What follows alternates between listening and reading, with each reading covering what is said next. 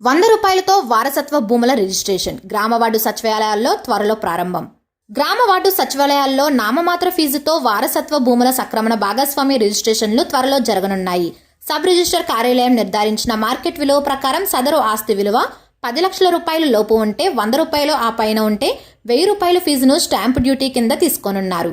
ఆస్తి యజమానులు మరణించిన అనంతరం వారసులకు సక్రమించే వాటికి మాత్రమే గ్రామ వార్డు సచివాలయాల్లో రిజిస్ట్రేషన్ చేస్తారు. మిగిలిన వాటిని యథావిధిగా సబ్ రిజిస్టర్ కార్యాలయాల్లోనే చేస్తారు. తల్లిదండ్రులు మరణించిన అనంతరం వారసత్వంగా వచ్చే ఆస్తులను వారసులు తహసీల్దార్కు దరఖాస్తు చేసి కాగితాలపై రాసుకుంటున్నారు. వీటికి మ్యూటేషన్లు సకాలంలో జరగడం లేదని తహసీల్దార్ కార్యాలయాల సిబ్బంది పదే పదే తిప్పుతున్నారన్న ఫిర్యాదులు ప్రభుత్వానికి అందుతున్నాయి. గత ఏడాదిలో సుమారు 55,000 ఫిర్యాదులు ఇలా ప్రభుత్వానికి అందాయి.